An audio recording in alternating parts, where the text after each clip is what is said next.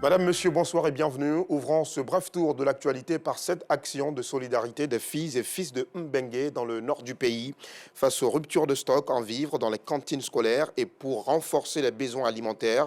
Ils font un don évalué à 4 millions de francs CFA, des sacs de riz, des bidons d'huile et des pâtes alimentaires. Un grand soulagement pour les écoliers dont les parents sont constamment occupés par les travaux champêtres. Des écoliers obligés de manger à midi dans les cantines scolaires. Le reportage de Nou Sangaré et Clément Boko à 19h30.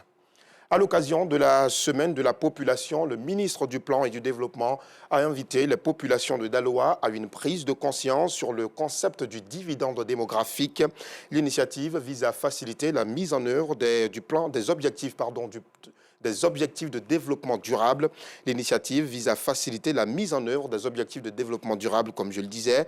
Les différents acteurs du développement dans la région du Haut-Sassandra sont invités à participer activement au développement de la Côte d'Ivoire en mettant en place des politiques qui prennent en compte la croissance démographique. Regardons ce reportage de Théodore Zouzou, commenté par Anissette Konan-Blessing. Échange entre autorités préfectorales et responsables de l'Office national de la population. Une rencontre d'explication des enjeux de la croissance démographique dans le développement socio-économique de la Côte d'Ivoire. Et cela après la mise en place du Plan national de développement PND. Objectif, mettre toutes les composantes de la région du Haut-Sassandra au même niveau d'information afin que chacun puisse contribuer efficacement au développement planifié par le chef de l'État. La question donc de la quête du dividende démographique préoccupe le haut sommet de l'État.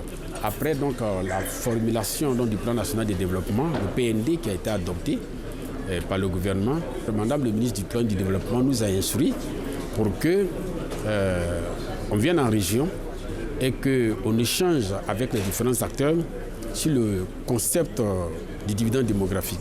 En échangeant avec la jeunesse estudiantine, les chefs traditionnels et les leaders communautaires, les professionnels des médias qui opèrent sur le territoire donc, de la région, les différents directeurs régionaux qui sont donc les démembrements des différents ministères sectoriels dans la région et l'ensemble du corps préfectoral, on a constaté effectivement que c'est une préoccupation importante. Avant le corps préfectoral, c'étaient les étudiants, les organisations de jeunes de la région, les élus et les organisations non gouvernementales.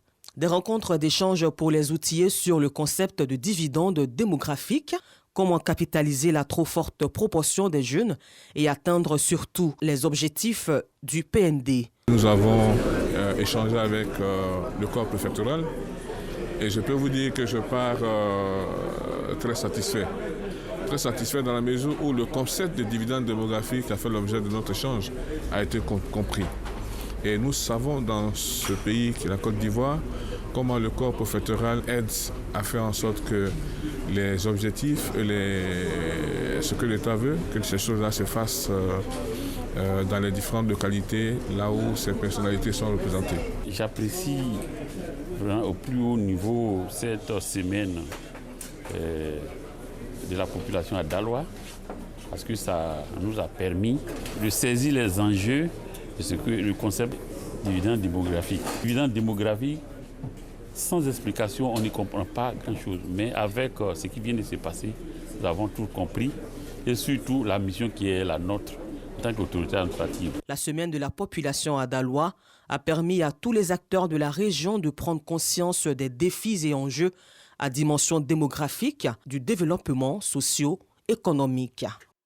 Une autre formation dans ce bref tour de l'actualité, mais cette fois-ci avec les forces de l'ordre et de sécurité qui ont été formées aux techniques de sécurisme. Cette formation a pour but d'outiller chaque membre du corps à intervenir avec efficacité, mais aussi professionnalisme en cas d'urgence. Le séminaire a été organisé par l'Association des sécuristes professionnels de Côte d'Ivoire et c'est la caserne de la cité BAE de Yopougon qui a abrité la formation.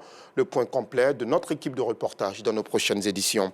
Sachez également que l'Ivoirien Jean-Claude Cassibrou a été officiellement installé dans ses fonctions de gouverneur de la Banque centrale des États de l'Afrique de l'Ouest. Il remplace à ce poste un autre Ivoirien, l'actuel vice-président de Côte d'Ivoire, Tiemoko Mélié-Koné, nommé le 19 avril 2022. Et pour finir, au Mali, Choguel Kokala Maïga a été reçu par le chef de la junte au pouvoir, Assimi Goïta. Le Premier ministre est allé informer le président de la transition de son aptitude à reprendre son poste. La réponse d'Assimi Goïta est toujours attendue. C'est la fin de ce bref tour de l'actualité. Merci de l'avoir suivi. Soyez des nôtres à 19h30.